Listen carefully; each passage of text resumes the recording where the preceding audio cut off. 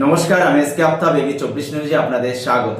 আমরা এই মুহূর্তে চলে এসেছি নওদা থানার আমতলা আরএসপি পার্টি অফিসে।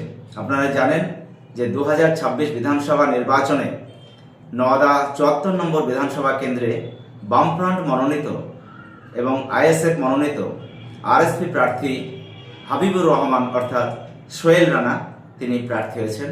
আমরা সরাসরি ওনার কাছে চলে এসেছি ওনার প্রতিক্রিয়া নেওয়ার জন্য। নমস্কার হাবিবুর সাহেব। নমস্কার। আপনি এই যে আরএসপি থেকে প্রার্থী হয়েছেন, এই প্রার্থী কি আপনার আশা ছিল? আমরা বামপন্থী দল করি এবং এককভাবে ঐক্যবদ্ধভাবে আমরা দল গঠন করি এবং সেই দলের কাজকর্মের মধ্যে দিয়ে দল আমাকে নির্বাচিত করেছে। কোনোদিন আমরা সেইভাবে আশা করিনি যে দল আমাকে নির্বাচিত করবে বিধানসভায় লড়বার জন্য, কিন্তু দল এককভাবে সকলে মিলিত হয়ে আমাকে যে দায়িত্ব দিয়েছে, আমি একজন দলের কর্মী হিসাবে আমার সেই দায়িত্ব কর্তব্য পালন করব, আমি এটুকু আশা রাখি। আপনি এই যে বিধানসভা নির্বাচনে প্রার্থী হতে পেরে, কারণ এখানে জয়ন্ত বিশ্বাস প্রার্থী ছিলেন এর আগে 4 বারের বিধায়ক, তারপরে বাড়িমোল্লা দাঁড়িয়েছিলেন, তারপরে আপনি এই যে সুযোগ পেয়েছেন, আপনি কতটা খুশি? অ্যাকচুয়ালি নওদার যে সিট এবং আরএসপির জন্য একটা খুব ঐতিহ্যশালী সিট, এই সিটে বিধানসভার মতো জায়গায় কন্টেস্ট করা একটা গৌরবের ব্যাপার। আমি এইটুকু বলতে পারি যে এখানে আমাদের দলের যেটা নিয়ম বা আমাদের দলের যে সিস্টেম, বামপন্থীদের মধ্যে এখানে কে দায়িত্বে কে ধরেন কি এইসবের কোনো বিষয় থাকে না। ঐক্যবদ্ধভাবে লড়াই হচ্ছে আমাদের মূল লক্ষ্য, মূল প্রয়াস। আজকে নওদার সিটে বিধানসভায় এখানে আমরা ভোটে দাঁড়িয়েছি। এখান থেকে নওদার জনগণ যদি আমাদেরকে নির্বাচিত করেন, তাহলে আমরা সকলে মিলে ঐক্যবদ্ধভাবে নওদার জনগণের যে জনসেবা এর আগে জয়ন্তবাবু করেছেন এবং নওদার যে উন্নয়ন বলে যদি কোনো কথা বলতে হয়, সেই উন্নয়নের কাণ্ডারই জয়ন্তবাবু ছিলেন। এটা আমাদের কথা নয়, এটা গোটা নওদা সহ পশ্চিমবাংলার যে কোনো জায়গায় যে কোনো মানুষকে যদি আপনি জিজ্ঞেস করেন এই একই কথা বলবে। অতএব সেই কাজটুকু করতে পারবো এই আশা আমি রাখি। এই নওদার সিট বর্তমানে শাসক দলের অর্থাৎ তৃণমূল কংগ্রেসের যিনি বিধায়ক রয়েছেন শাহিনা মমতাজ খান, তিনি দুবারে বিপুল ভোটে জয়যুক্ত হয়েছেন। তো এই যে একটা কঠিন জায়গা, শক্ত জায়গা, সেই শক্ত ঘাঁটিতে, তৃণমূলের শক্ত ঘাঁটি, সেখানে কতটা আশাবাদী আপনি জয় সম্পর্কে? বর্তমান যিনি বিধায়িকা রয়েছেন নওদা বিধানসভায়, তাকে দুবার মানুষ বিধানসভায় পাঠিয়েছিলেন, কিন্তু খুব আশ্চর্যের বিষয় হলো এটা সত্যি যে নওদার যে এত সমস্যা, এই সমস্যার কথা তিনি আজকে এতদিন বিধায়ক থাকার পরেও বিধানসভায় গিয়ে তিনি পার্লামেন্টে একটা রা পর্যন্ত কাটেননি, নওদা মানুষ সেটা দেখেননি। আমাদের নওদা বিধানসভার যারা মানুষ আছেন, তাদের নওদা বিধানসভার শুধু সাধারণ মানুষ নয়, যারা তৃণমূল কর্মী, তার দলের যারা কর্মী, তারাও বারবার করে ভুরি ভুরি এই অভিযোগ এনেছেন যে শাসক দলের বিধায়িকা হওয়া সত্ত্বেও তিনি কোনো কাজ করেননি। তিনি সাধারণ মানুষের জন্য কোনো সময় বিধানসভায় গিয়ে যে তার বক্তব্যের মধ্যে নওদার যে সমস্যা, সেই সমস্যার কথা তিনি তুলে ধরেননি। অতএব নওদার যে উন্নয়ন, সেই উন্নয়ন আপাতত স্তব্ধ হয়ে আছে এই যে যারা জনপ্রতিনিধি তাদের সেই কাজ করবার ফলে। অতএব আমাদের যেটা মূল লক্ষ্য থাকবে সেটা হচ্ছে এখান থেকে জনপ্রতিনিধি হয়ে আমরা যদি যেতে পারি, তাহলে প্রথম হচ্ছে যে জনসেবা, সেই জনসেবার কাজ আমাদেরকে করতে হবে। এবং নওদার মানুষ আজকে একটা স্লোগান তুলেছে যে আমরা আর পার্ট টাইম কোনো রাজনীতিবিদকে পার্লামেন্টে পাঠাবো না, বিধানসভায় পাঠাবো না, এখান থেকে ফুল টাইম যে রাজনীতিবিদ তাদেরকে এখান থেকে আমরা নির্বাচিত করে পাঠাবো, যারা প্রহরীর মতো আমাদের কাজ করবে, আমাদের কথা শুনবে, আমাদেরকে নিয়ে চলার চেষ্টা করবে তাদেরকে। সেই অভিযোগ নওদার বিধায়িকার বিরুদ্ধে আছেন। সাধারণ মানুষ তাকে ভোট দেবে কিনা তিনি যখন প্রচারে যাবেন তখন তিনি বুঝতে পারবেন। আপনাদের এবার ভোট প্রচারের ইস্যু কি কি থাকছে? আমাদের মূল ইস্যু, নওদা হচ্ছে কৃষিভিত্তিক এলাকা, এখানে কৃষিকাজের সঙ্গে যুক্ত নওদা প্রায় 70%-এর উপরে মানুষ। আজকে এই ভোটের বাজারে এসে নয়, আপনারা জানেন আমরা দীর্ঘদিন ধরে বিভিন্ন প্রচারের আলোতে যখন এসেছি আপনাদের মিডিয়ার মাধ্যমে, তখন আমরা সরকারের কাছে, শাসক দলের কাছে আমরা বারবার করে দাবি তুলেছি যে নওদার যে কৃষক সমাজ বা কৃষি মানুষ, তাদেরকে উপকৃত করতে গেলে তাদের যে সার, বীজ থেকে শুরু করে কীটনাশক, যেগুলো ন্যায্য মূল্যের থেকে অনেক বেশি দামে নেওয়া হয়, সেখানে একটা সরকারিভাবে তাদেরকে অনেক কম দামে, খুব স্বল্প মূল্যে তাদেরকে দিতে হবে। সেই সঙ্গে সঙ্গে উৎপাদিত ফসল, আজকে পাট বলুন, পেঁয়াজ বলুন, পেঁয়াজ বর্তমান সময় উঠছে, আপনারা লক্ষ্য করে দেখেছেন। এই পেঁয়াজ 6 টাকা কেজিতে কেনার লোক নেই এবং সেখানে একজন চাষি তার যে খরচ তিনি করেছেন সেই টাকাটাই উঠে আসছে না। তাহলে চাষির এই দুরবস্থা, পাটকে সংরক্ষণ করবার জায়গা নেই, পেঁয়াজের হিমঘর নেই। সেই দাবিগুলো আমরা রেখেছি এতদিন। আমরা যদি বিধানসভায় যাই সেই কাজটুকু করব। সেই সঙ্গে সঙ্গে আমতলা যে হসপিটাল, এই হসপিটালের চিকিৎসার যে পরিষেবা সেটার একেবারে দুরবস্থা। এখানে কোনো ইসিজি হয় না, ইউএসজি হয় না, রক্তের পরীক্ষা হয় না এবং পর্যাপ্ত পরিমাণ ডাক্তার না থাকায় খুব স্বল্প কারণেই আপনার এখান থেকে বহরমপুর বা কলকাতা রেফার করে দেওয়া হয়।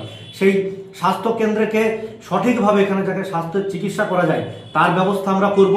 সেই সঙ্গে সঙ্গে যে শিক্ষার যে ব্যবস্থা, এই যে নওদা সহ গোটা পশ্চিমবাংলায় শিক্ষিত যে বেকার ছেলে তাদের কাজের কোনো সুরাহা নেই, কোনো কলকারখানা নেই, তার ব্যবস্থা করা হবে এবং প্রত্যেকটা গরিব মানুষের ছেলে, খেটে খাওয়া মেহনতি মানুষ, তার ছেলে যাতে সরকারি পয়সায় পড়বার সুযোগ পায় সেই ব্যবস্থা করা হবে।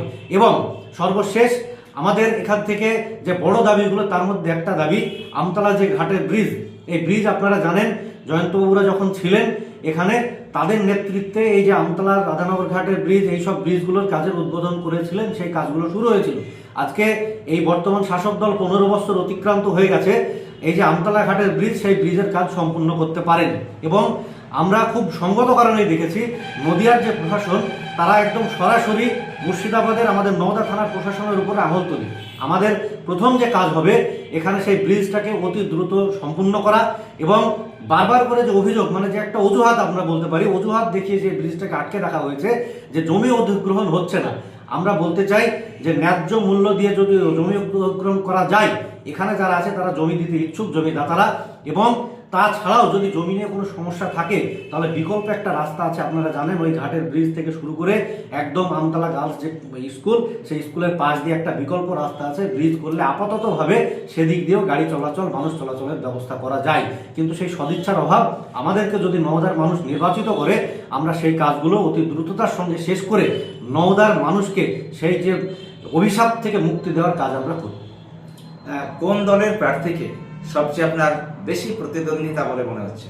বর্তমান সময়ে দাঁড়িয়ে বিভিন্ন রাজনৈতিক দল তারা ভোটমুখী হিসাবে তারা এখানে প্রার্থী দেবেন।